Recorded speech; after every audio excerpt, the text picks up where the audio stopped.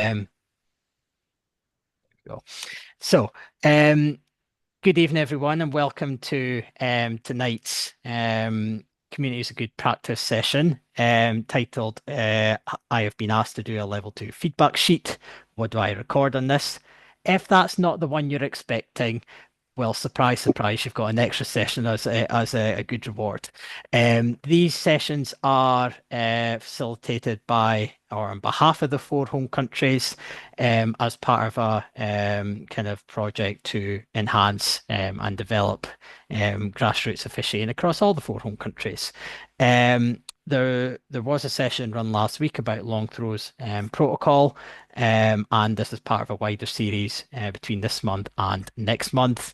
All sessions will be recorded, and the links to those recordings and the presentations will be made available on your respective home country websites. If they're not on at the minute, they are going to be very shortly, so stand by for that.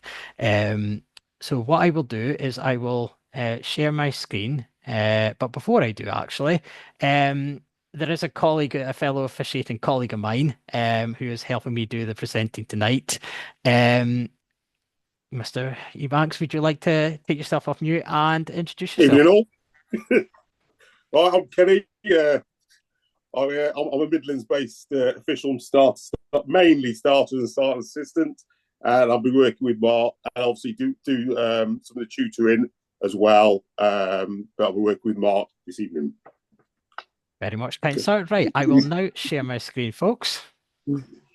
Now, it did work last week, so can I just get a very quick wave or a thumbs up that people can see the presentation?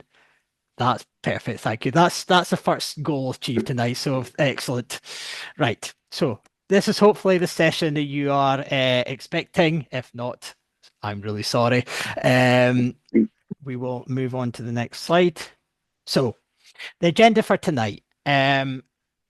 More about, the first thing we're going to cover is the purpose of the feedback sheet in comparison to maybe kind of the previous pathway and the more formal reporting process that entailed.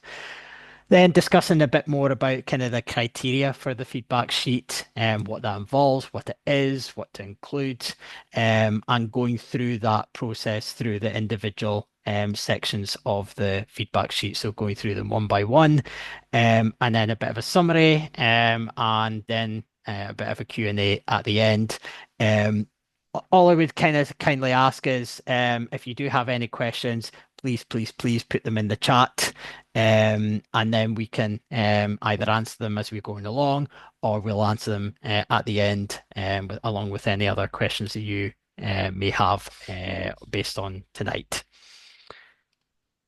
So, without further ado, so the purpose of the feedback sheet really is an opportunity to provide feedback to the official, or if you're getting the feedback, then to provide receive that feedback in an informal manner. So previously there was a more formal level 2 report, and as part of that feedback to that kind of more formal reporting, the officials community kind of provided the feedback that they wanted a more informal kind of environment to learn and access that feedback.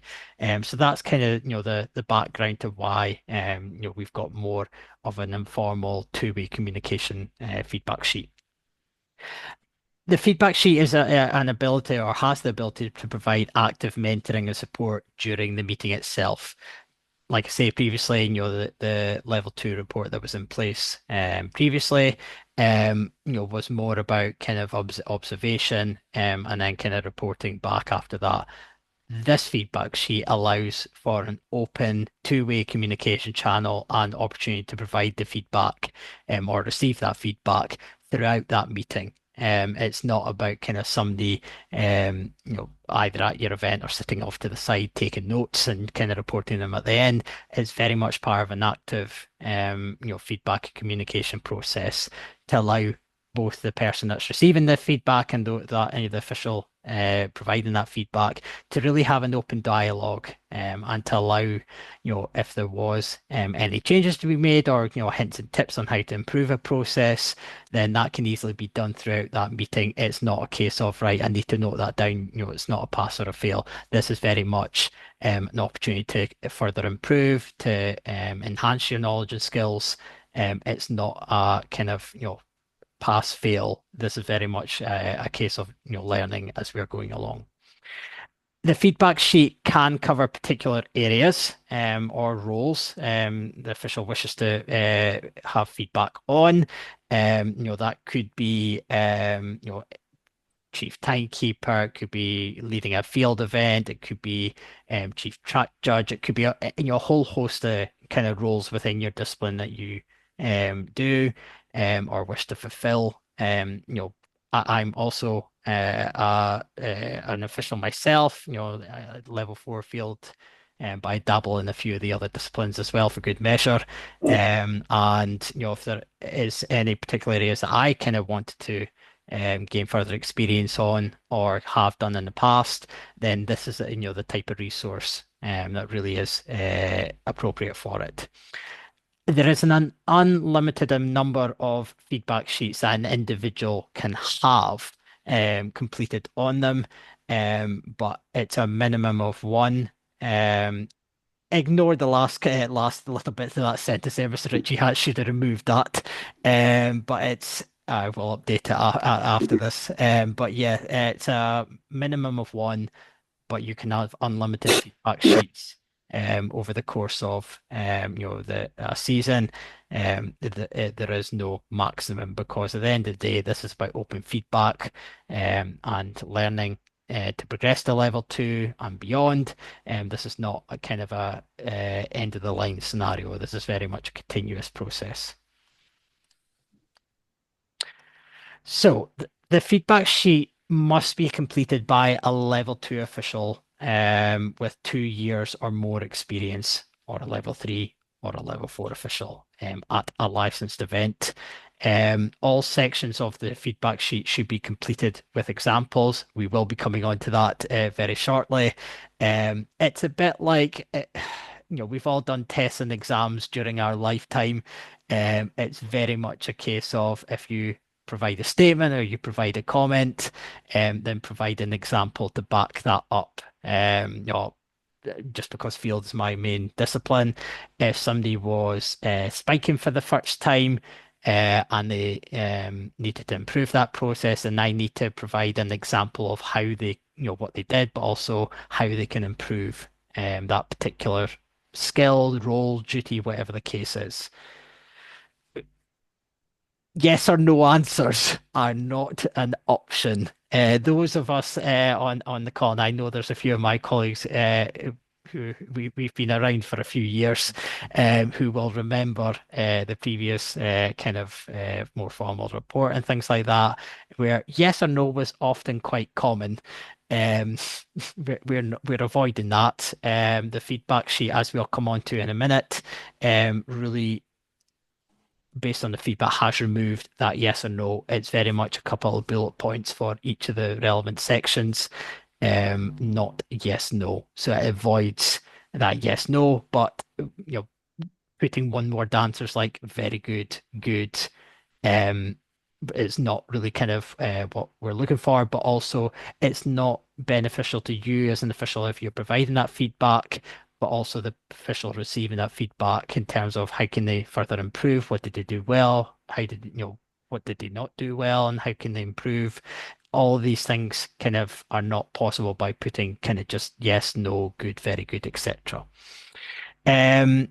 Feedback should be provided throughout the meeting. I think that says what it says really in terms of that's the open two-way communication channel throughout that meeting that we're looking for. But also at the conclusion of the meeting, it's also an opportunity to kind of speak to the person doing the feedback for yourself, or kind of providing that feedback to the other official of what they did well, how they can further improve, but doing so in a constructive, supportive way. It's not a case of, right, you did that rubbish, or that was really, really good. It's a case of, I thought you did it really, really good because of X, and I thought you did what you did was good. However, something that could enhance that could be X. We all do it in our, kind of working lives.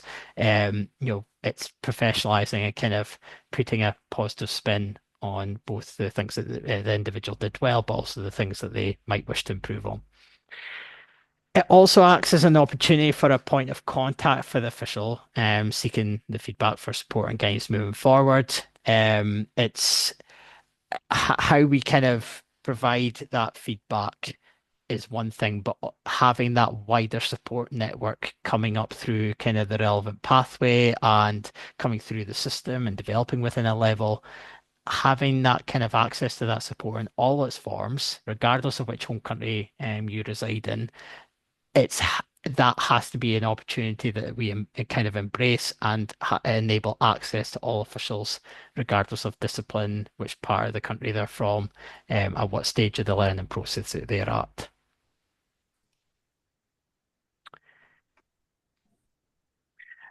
The official and mentor, if somebody has a one allocated, um, should agree with the official or when the official is comfortable and confident to undertake the duties unsupervised in order to progress to level 2.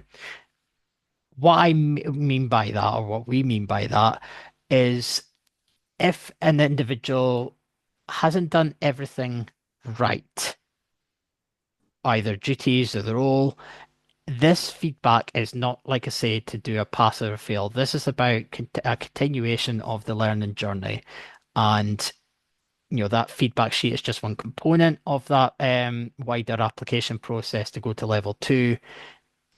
This is about kind of saying to the individual after the meeting that you've provided that feedback. I thought you did this well. I thought you could maybe just tweak on that. But as to kind of have that open dialogue to say, continue to learn, continue to improve.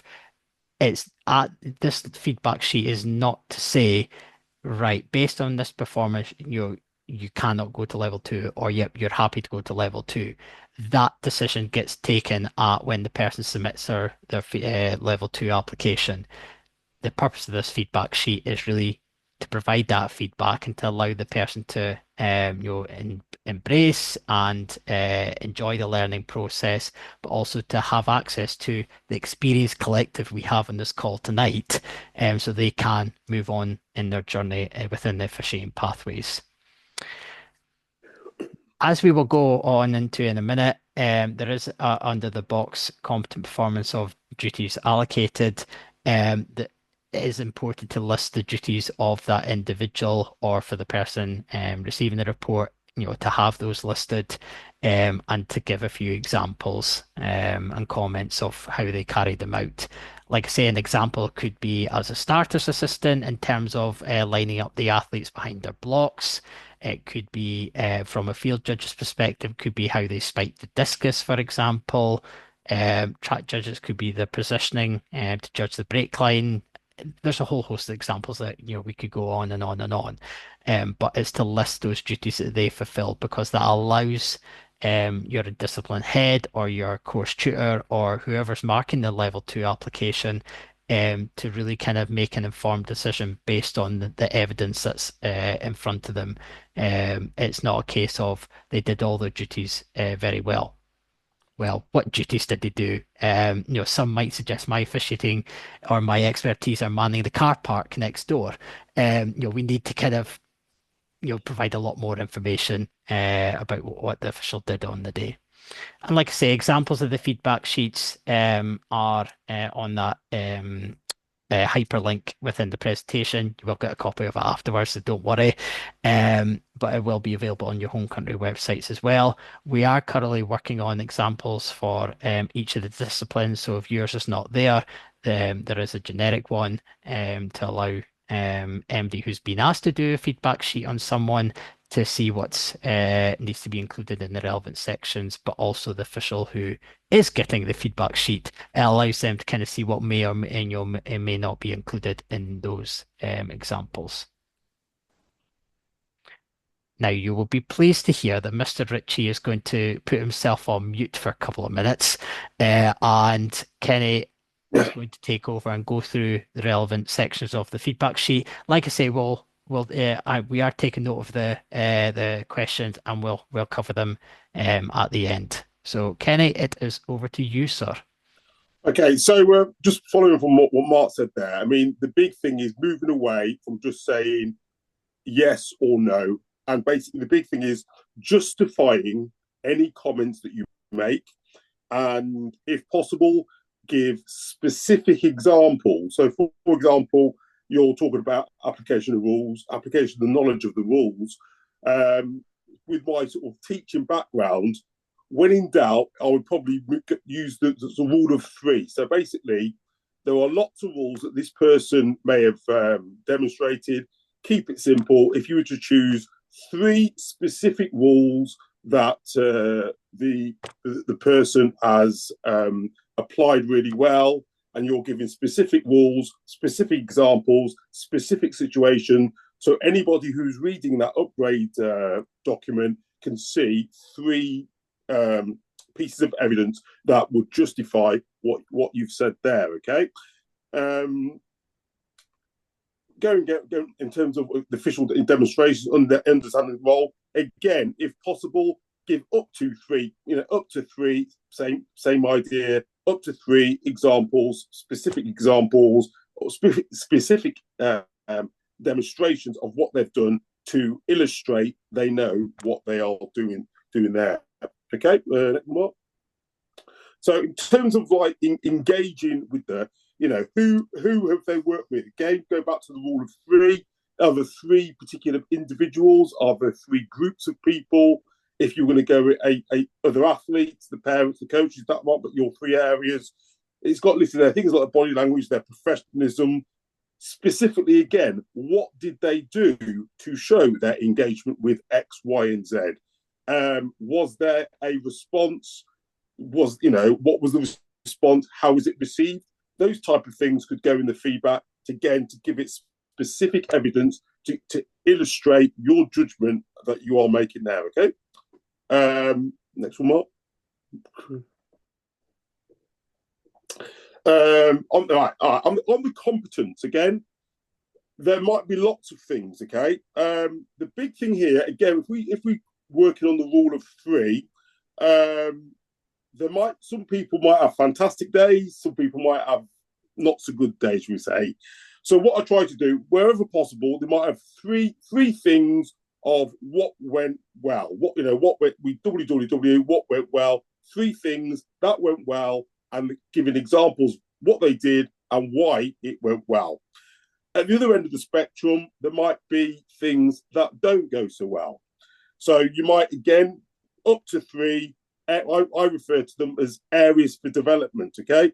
Again, being specific, what this person could do or can consider doing in order to develop further. It's their choice. They are the individual. They are hoping to develop.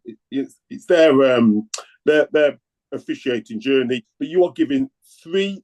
There might, in your opinion, deep down, you might have about 50, 60 things they need. But for simplistic reasons, if you give them three things that they can work on in the next meeting that they go to, that gives them a focused development in terms of their competencies in the various roles that they're doing there. Again, keeping it positive. Start off with the positives. You might want to sort of change it up a bit. Do your two positives. Then your three areas for development, and then finish off with a positive. So the person's got a balanced view of what they need to do, how well they are doing, and what they need to do in order to move forward. In terms of their interaction with the team, did the person sort of show any initiative? Is it one of these people who only does things with prompting? Their ability to use questioning, not only yourself, there might be other members of the team. If there's something is it a person that doesn't understand something and is reluctant or is maybe requires developing sort of self-confidence to ask questions to ensure that they understand and deliver specific roles quickly? Are they an encouraging person? Do they to respond to feedback and act upon it? In terms of, you can sort of go anywhere with that one. Again, to the best of your ability, keeping it positive and giving specific examples of, in your opinion, how did this person work well within the team, or if they unfortunately weren't a great team player, what this person might need to do in order to become a more effective team member within the discipline group. Last one. Excuse me. Again, specific again. Be specific. What do they do in terms of their shadowing? Did they take notes? Did they ask questions? It says here, what do they, in terms of during the event, did they take any notes? I think this is a personal one. Right? It's kind of like things move. People move with technology. I know we don't want mobile phones, but I know some. Some people who enjoy technology like taking notes on their phones. So it's a case of being aware that there may be some people who are who like pen and paper. There are other people who can write fantastic notes on their mobile phone. So not making judgment. If somebody's tapping away on their phone, you're thinking, "Are you not listening to what I'm saying?" And you're tapping on your phone. You've got to appreciate that some people might be taking notes, but I appreciate it's the in the place that they are taking those notes. It probably not on the field of play. It might be in a conversation, but be aware that people, when they do take their notes, do it differently these days. Read the rest of it. Yeah. I don't know. Any good? I'll take the more questions afterwards if you want. All good? Yep, all good. So before I kind of go on to that next slide, folks, you're totally back up what Kenny's saying. You're shadowing, and I know there's one person I'm going to out them on the call, which I don't ordinarily do. Sally is on the call tonight, and me and Sally have had a lot of conversations on this, and the shadowing process, can be in a particular role, like an event leader, chief judge, referee. It could be any of those roles, because for level 2, the person is of a level where they can lead a field event. For example, they could be, kind of chief stars assistant at a league match or a county event. It's enabling that individual through the feedback that either you provide or, as somebody who's going through the system, to receive that feedback, to give you the confidence and knowledge that you have the support before and after and during the meeting that you need, but also to have that confidence to be able to fulfill those duties through that feedback process. So, it really is, it's not saying to the person, right, you're going to be referee the next Olympics. This is very much a case of enabling that person to have the confidence, to have that confidence that they have the support around them, that when they are allocated to kind of, any of these roles, that they can fulfill that, knowing that they can access that support, but also have the confidence to fulfill that role, unsupervised. What I will say, and is that quickly about Mark, is a lot of the time, especially when sort of shadowing a chief, new peoples to officiating don't know what they don't know. And it's until they actually shadow somebody, then they realise quickly what things that they don't know. I think that's a very valid comment. So apologies for our colleagues in the call that are not of the field persuasion, but I think it's useful to kind of familiarize yourself in terms of the wider long throws process, and what we're kind of looking for, because every field event or every other discipline outside the field does interact with the field at some point in the process, whether it's starters assistants coming across for athletes or nearby track events. Everybody interlinks. So for field colleagues on the call, and before I mention this particular slide, like I say, there was a session last weekend or last week, should I say, on the long throws protocol facilitated by the four home countries. If you've not received a copy of that or it's not available on the website of your home country, I will send out my email address afterwards. Feel free to contact me and I can send you a copy of that recording and the presentation. So the field long throw protocol, what is being looked at in this particular section is how from that the person can follow the due process for the long throws. So whether that's you out in the sector and acknowledging the warning horn, whether you're spiking, retrieving, whatever the case is in a long throw within the sector, is acknowledging the warning horn.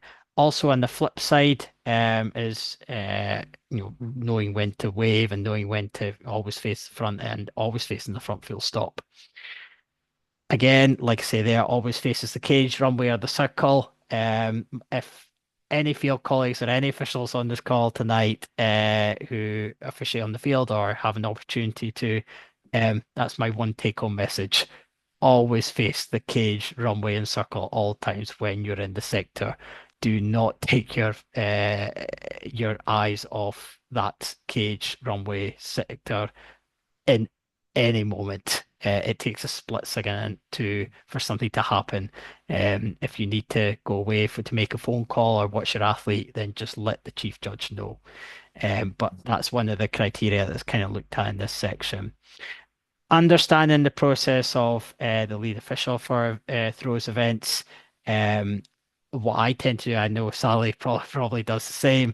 That is that the person at the cage calls the athlete up, they blow the warning horn, they wave to all the judges in the sector, make sure they got all the acknowledgements back, and then allowing the athlete to proceed onto the runway, into the cage, etc. For individuals going to level 2 and for the licensing criteria, for long throws events, it has to be a level 2 that leads. Therefore, for the purposes of this feedback sheet, the person doesn't need to be leading the field event. The person can be does have the horn and is calling the athletes up, but the chief judge is a level 2, 3, or 4 that are standing close by. So to give you an example, and I had this last year, where somebody was going for level 2. So I was the chief of the event, but I allocated them the warning horn and the card, but I was close by as a level 4 or 2 and above an official. I was close by to make sure the due process has been followed, to provide that support, that mentoring, and to make sure that everything that should happen did happen. And it's having that wider kind of outside of the box thinking when it comes to giving that individual that experience. We're not there to kind of tear strips off each other when we try things for the first time. We're there to provide that encouragement. I know when I was leading a long throw for the first time, it's a little bit nerve-wracking, but to have that sort of support standing close by, is really vital. You wouldn't kind of, if you were providing that feedback, you wouldn't kind of be necessarily out in the sector. I would position myself beside the official at the cage just to make sure that due process would be followed. Within that kind of form there on the screen, you have your yes, no, or non-applicable. If your feedback is for a discipline other than the field, then hence why the NA is there. But I would be looking to provide comments about how they carried out the above process, how they acknowledged the warning horn. Did they always face the cage? If they were blowing the warning horn and kind of standing at the cage and calling the athletes in, how did they do that? Did they do it well? Did they have a good rapport with athletes? It does what it says there. If they acted as a lead official, like I say, if they have followed that due process, they made sure that all the officials responded or acknowledged the warning horn, and also kind of did the officials in the sector signal clearly to them.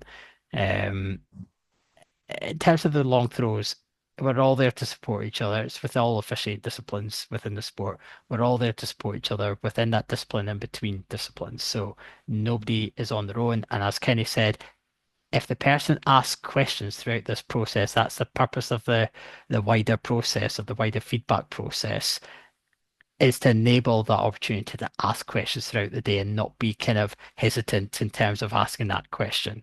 Did the official communicate clearly with the athletes professionally and actively engaging with the athletes, make sure they're informed. It's not a case of just calling athletes into the cage and making sure the correct throwing process or orders followed. How did they engage with the athletes? Did they have a good rapport? Um, all these sorts of things create that positive experience for the athletes and fellow officials as well. How can they improve their knowledge of the long throws protocol? Did they support other officials, to do this also? It's, we as officials, and I've been around in fishing since 1850 probably, but it's how can we improve our officiating? As much as I would love to claim I'm a perfect official, I am not. And it doesn't matter whether you've done it for 1 day, 1 month, 1 year, 10 years, whatever the length of service you've provided to the sport. We can all learn, to further improve our skills and knowledge. And this feedback sheet is really useful for somebody who's wanting to go to level two, who can be placed in roles like leading teams, like leading field events, etc. For the timekeepers on the call, we haven't forgotten about you. For the timekeeping, and it really is kind of important to both the official providing that feedback and also to the official receiving that. How accurate you are. It's not to say that if you're over under a certain percentage, you're rubbish. If you're over a certain percentage, you're average, and if you're over a certain percentage, you're amazing. That's not what this section is about. This section is to kind of help you kind of understand and take in, how good your timekeeping technique is. Because I'm not a timekeeper myself, but having sat beside many of them over the years, it is a really good skill and it's a very useful skill to have. But it's also one that requires finesse and just retuning and kind of doing over and over again. It's a bit like driving a car. You're not an amazing driver after the first time you drive your car, but you might be. But it's all, the more times you do it, the better you become. But there's also an opportunity for the individual to, based on the times against photo finish if it's an operation, to provide the percentage of times that were within the each of the categories, and then an overall figure. Again, that helps the course tutor or your discipline head when an application for level two is submitted. How accurate the person was when they kind of had that feedback sheet undertaken. Now, I'm going to stop sharing my screen temporarily. I am not being rude in the slightest, I promise you that. But we're kind of go from top to bottom in terms of the questions. So first question off the rank, does a minimum of one cage circle runway mean that a field judge has to have at least one feedback sheet with a long throw, or that each feedback sheet has to have at least one long throw? So really good question, Sally. I was waiting for this question. But it's it's at least one feedback sheet with a long throw within that one feedback sheet. If the person wishes to get more than one feedback sheet, then you could have, for example, the first feedback sheet has a long throw within the list of duties that they fulfilled that day, and then the second feedback sheet doesn't necessarily have to have that long throw on it, but certainly a minimum of one does. From personal perspective and from speaking to other HCAF colleagues, it's ideal if there is a long throw within each of the feedback sheets, but certainly if you're having just minimum of one feedback sheet undertaken, then that minimum one has to have that long throw in it. Is the 2 years experience at level two or as an official? The if the person carrying out that feedback sheet, it's a minimum of 2 years at level two. It's not when your overall as an official, it's at level two status. The reason for that is because it's like any kind of working role or job or activity you've done in life, you learn things within that level, and it was determined that or decided that 2 years as a level two is a suitable time frame for someone to have the knowledge and skills to be able to help someone aspire to that level itself. How should feedback be requested in advance? Formally, who has the sheets? So if someone or if any of you are seeking the report, seeking the feedback sheet, then is making contact with the competition organizer or with your COFSEC or your discipline head to look at suitable opportunities to get that feedback sheet done. There are copies of the feedback sheet available on your home country websites, but there's also links to the feedback sheet on the portal and on the hub as well. Again, all will be revealed in the post session material that we send out after this. How do the officials assessing the application to level two assess the feedback sheets? I mean, all the officials have been told that they are yes for every subject. So the feedback sheets have been updated for this outdoor season to remove that yes or no. It's the purpose of this is to assess an improvement or kind of what they did on the day was sufficient for someone operating at level two. It's not a yes or no, it's putting your active feedback the person has acted on. And again, that evidence can then link to the record of experience with the duties that they've undertaken, but can also link to kind of if they have put anything within the what did I learn section for your level two application or for the person reviewing it, they can actively look at that to kind of say, right, there's the feedback, and you've had the feedback sheet. Here's the record experience. Yep, okay, I can see, kind of how they've finessed the processes, they've taken feedback on, they've acted on it. There's opportunities for the person to review that feedback before they process. Can I just clarify then? You're not going to have a yes or no, but you've still got to say whether they're competent or not.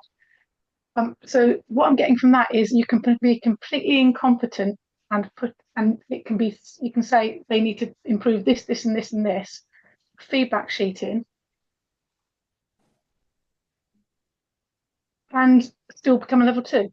No, even if they're told to be incompetent. If there was negative feedback on that feedback sheet, and we were talking like literally every single point, or there was multiple issues with that particular feedback sheet, then that tutor would not process that. I can provide absolute assurance, Sally, that no tutor would process that.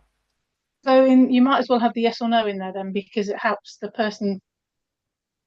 The assessor needs a yes or no. They need to know they're competent, even if they've got a development thing. So the yes or no should be left in there.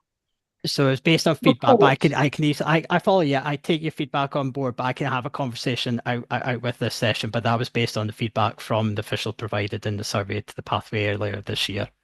But I'm happy to take that conversation offline. Right. Okay. Because it's sounding more and more like a report to me, this, and which I think we should have rather than. I think we should have both, but it's very confusing for people what this is about then. I'm happy to take that conversation offline, Sally. Thank you. Mm-hmm. Next question. I've missed the previous webinar on the long throws, the WeTransfer. Yep, that's fine. If anybody has received that link to the previous session, but it's broken or you can't access it, I will drop me an email after this session and I will send it to you afterwards. That's not a problem. Can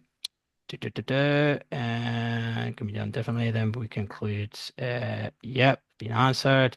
Can you describe how the duty for shadowing an event leader be? For example, in field, will it be a specific job in the duty sheet that the reportee has to be grouped for with an event leader? In this case, who is expected to actually lead the event? Well, the senior lead, right? Okay. So in terms of the duty for a shadowing event leader, you can fulfill it. The shadowing could be as an event leader in terms of specific field event, and you could be blowing the warning horn, but the person providing that feedback is standing, at the other side of the cage or right beside you. It could be if you're in the track team, and the person is wanting to, have shadowing experience of the chief track judge, for example. Again, as Kenny said, you can ask questions, you can take notes. The shadowing isn't kind of actively kind of fulfilling that role necessarily, but it's for that person to have that conversation, to maybe kind of have an opportunity to try it out. It's all about kind of how that kind of person has shadowed that role through, whether it's conversations, whether it's fulfilling that role itself. There are multiple ways to kind of go about that. Should the person providing feedback be somebody from outside the officials club? Very good question, Sally. I think I would like to hope that an official that's been asked to provide feedback for another official could remain impartial, could remain impartial in terms of their feedback and their judgment. There's no hard, fast rule on that, but again, that kind of wider information on the feedback sheet would be taken into account when the person reviews that level 2 application. Personally speaking, it'd be great if they could get it by somebody out with the club, because I think that's another set of eyes for the person to kind of look at that performance, and also to provide that feedback from maybe somebody that's the person knows. I personally would be. Can I add to that though? Of course you can. What I am possibly aware, some people, remember, they are going for level 2, not level 4. And if somebody's not doing things that some people have preconception that, they're not up to level 3, level 4. They're going from 1 to 2, not 2 to 4. And so just please be aware that's what they're going to become, a level 2 person, not a level 4 person. I would agree wholeheartedly, sir, on that. And the last question that I can see in terms of the feedback forms being bite-sized, absolutely. The forms are designed to be bite-sized in terms of providing that feedback. Yes, it could be over a whole day, but again, that it's to be kind of short, sharp, succinct, providing that feedback. We're not expecting paragraphs and paragraphs here. This is about short, sharp bullet points that the person to act on, to say what they've done well, areas of development. This isn't kind of Lord of the Rings kind of length of content. This is about short, sharp feedback and information for the person to act on. Now, Mr. Ritchie will share his screen again, just so we can kind of get the last 2 sections, because I'm conscious of time. And we've kind of covered this already for tonight, folks, in terms of the feedback sheet being an opportunity to provide feedback in an informal setting. There is no limit to the number of feedback sheets an individual can have. An individual might want 2, 3 feedback sheets, because it could be one from indoor season, it could be one from the outdoor season, it could be when they were out, in another county at another meeting. There's no limit to the number of feedback sheets that can be undertaken. A minimum of 1 is the requirement. And again, enables 2-way conversation to take place throughout the meeting. This isn't like I say, a person standing at the sidelines, taking note and saying, right, okay, it's pass or fail. No, this is one to help the person perform to the best of their ability in an open, informal setting, so that if there are any tweaks that need to be made throughout the meeting or throughout the day, that person can take that feedback on board. Or if you're providing the feedback, is to provide that feedback and allow the person to make those adjustments or to take that feedback on board and to improve that particular duty or role. That's the purpose of officiating, is to be able to kind of pass on that knowledge and skills to further their or the other officials' development, but also it helps you to be able to kind of articulate any feedback that they need to have. We all can all improve on terms of personal skills and communication skills. Kenny, you want to kind of cover this slide? Just a bit of a summary if you want, sir. Yeah, right. Just summarize what we said about in terms of you're making a judgment and justifying your judgment, preferably being constructive and supportive. Away from it, yes, there are answers. What do you think? And it's the old why. Why are you saying what you are saying? And having a chat with the official, so basically they're comfortable. Best case scenario, you're having a chat all day, and you're basically it's almost like a summary of your conversations throughout the day. So there should be no sort of shockers when the official sees the form. So that's best case scenario. Thank you very much, sir. Now, stop sharing my screen one last time, folks. Promise the technology hasn't gone ski-whiffed. And just in terms of the questions, yes, no. Yep, so the updated feedback sheet or the updated feedback sheet document has been sent to the IT team, Carol, and I know the home countries are putting the updated version on the website, so it will hopefully be up over the next day or so, but I will chase that up on that front. Because I have one to do next Sunday, so I'd like to have the new one, please. I will send in your direction in the meantime until it's uploaded. It should be over the next day or so. But I'm happy for we're more than happy for you, for any individual on the call to raise their hand, to kind of ask any further questions. And a copy of the recording will be sent out after the session. It will also a copy of the presentation, but also contact details for Kenny, for myself, or kind of my other officiating lead colleagues, should you have any further questions or whether have any further clarification on anything. But if you've got any questions, then by all means raise your hand function, wave at me and Kenny frantically, shout "or you." I'm not offended in the slightest. But if you do have a question, where are the feedback sheets sent and to whom?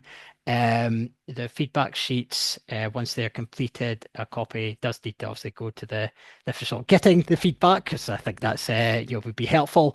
But also once that person wishes to send their level 2 application, then they have to send it in as part of the overall application.